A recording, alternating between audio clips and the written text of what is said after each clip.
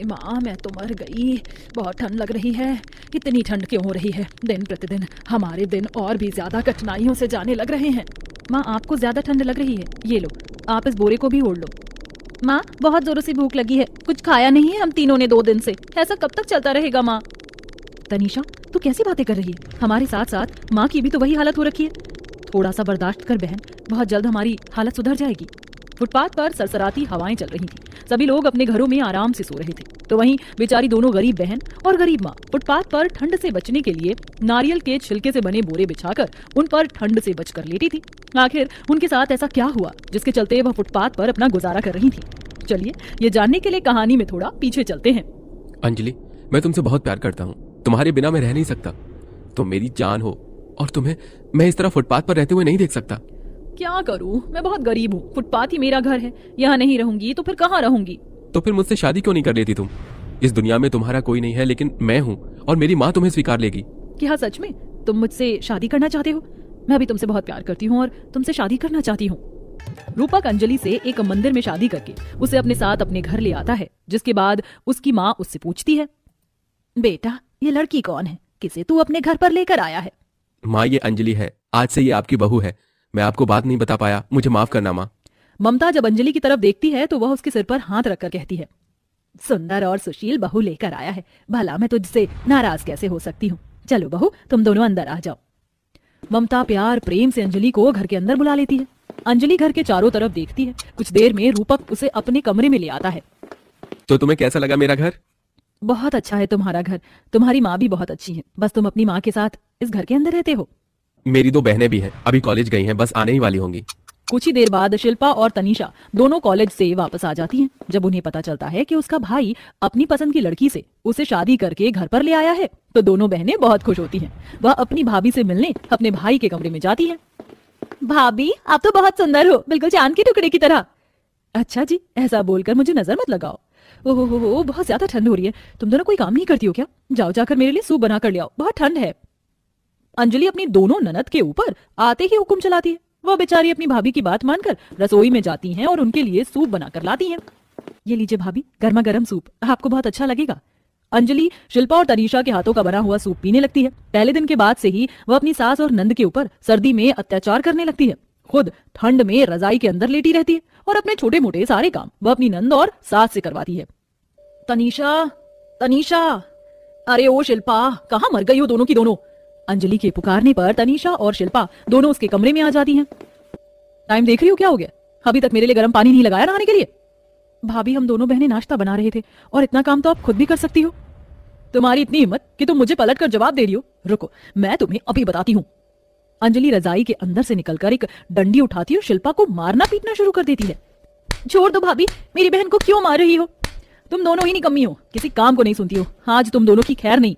अंजलि एक ओर से दोनों बहनों को मारना पीटना शुरू कर देती है। तभी वहां ममता आती है और अपनी बेटी को पिटता हुआ देख अंजलि का हाथ रोक लेती है। बहू, ये क्या बदतमीजी है तुम्हारी? अरे कोई इस तरह अपनी नंद पर हाथ उठाता है? ये इनका घर है ना कि तुम्हारा?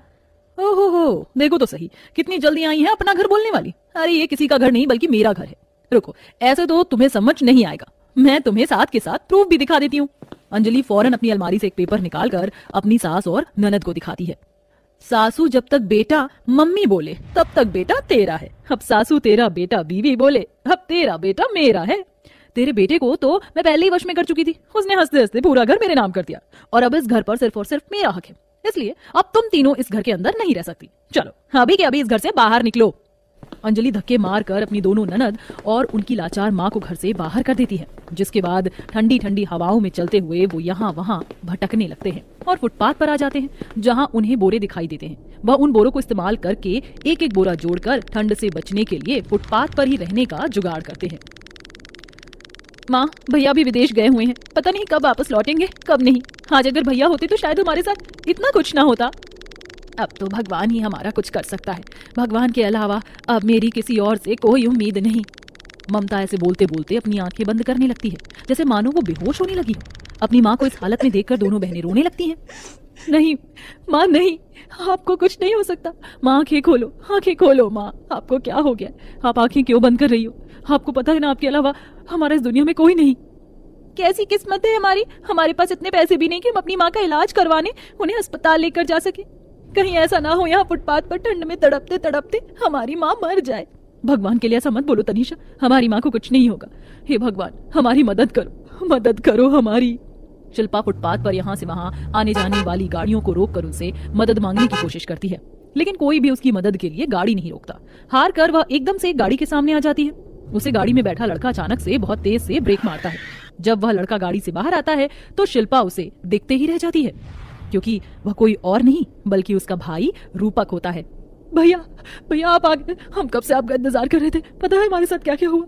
देखो, पता नहीं माँ को क्या हो गया, अचानक से उन्होंने अपनी आंखें बंद कर ली। लगता है ठंड उनके दिमाग में चढ़ गई है। बस अभी फ्लाइट से उतरा था, लेकिन तुम सब यहाँ फुटपाथ पर क्या कर रहे हो? और माँ को ये क्या हुआ है? चलो मेरे साथ हॉस्पिटल चलो। रूपक कार में अपनी दोनों बहनों के साथ अपनी माँ को बिठाता है, जिसके बाद वो उन्हें सीधा हॉस्पिटल लेकर पहुंचता है, जहाँ डॉक्टर ममता का चेकअप करते हैं और रूपक से कहते हैं, सही समय पर अपनी माँ को यहाँ अस्पताल में ले आई। अगर थोड़ी भी देर हो जाती तो ठंड उनके दिमाग पर चढ़ जाती और वो इस दुनिया में नहीं बच पाती। रूपक डॉक्टर के सामने हाथ जोड़ता है और उनका शुक्रिया अदा करता है। वहीं जब ममता को होश आता है तो ममता अपने सामने अपने बेटे रूपक को देखकर बहुत खुश होती है और उसे उसकी पत्नी के बारे में सब कुछ बताती है। पूरे 5 दिन से हम लोग फुटपाथ पर पड़े हैं बेटा, तेरी पत्नी ने हमें घर से निकाल दिया। तू घर पर नहीं था, वरना शायद ये सब ना होता। उसने जो भी किया है बिल्कुल भी अच्छा नहीं किया माँ, आप चिंता मत करो। अपनी पत्नी को किस तरह सबक सिखाना है ये मैं बहुत अच्छे से जानता हूँ। रूपक अपनी दोनों बहन और अपनी माँ के साथ वापस घर लौट आता है। जैसे ही अंजलि उन्हें एक साथ देखती है वो घबरा जाती है। तभी रूपक अंजलि के पास आकर उसे एक जोरदार तमाचा मारता है और कहता है, तुम्हारी हिम्मत कैसे हुई मेरी माँ और बहन के साथ ऐसा करने की? अरे मैंने तो ये सोचा था कि तुम एक गरीब लड़की हो, फुटपाथ पर रहती हो, अनाथ हो। मेरे घर पर आने के बाद तुम्हें एक परिवार मिलेगा और तुम खुशी से रहोगी, लेकिन तुमने तो मेरे ही परिवार को बाहर निकाल के रख दिया। रूपक के इतना कहते ही अंजलि को अपनी गलती का एहसास होता है और वह अपने पुराने दिनों को याद करने लगती है कि किस तरह वह कूड़े में से उठकर खाना खाया करती थी। वह रूपक और उसकी माँ और उसकी बहन के पैरों में गिरकर उनसे माफी मांगती है और कहती है, बहुत बुरा किया तुम्हारे साथ। अचानक से इतना बड़ा परिवार, इतना अच्छा घर, रहने की सारी सुख सुविधा देखकर मेरे मन में लालच आ गया और मैंने ये सब किया। मुझे माफ कर दो माँ जी, मैंने आपके ऊपर बहुत अत्याचार किया और आपकी दोनों बेटियों को बहुत सताया। मैं अपनी गलतियों को बदल तो नहीं सकती, लेकिन एक आखिरी मौका मांगना चाहती हूँ। ममता बहुत दयालु होती है, जिसके चलते वह अपनी दोनों बेटियों के साथ अंजलि को माफ कर देती है। उसी दिन के बाद से अंजलि ठंड में अपनी सास और अपनी दोनों ननद की बहुत अच्छे से सेवा करती है और उनके साथ खुशी खुशी रहने लगती है।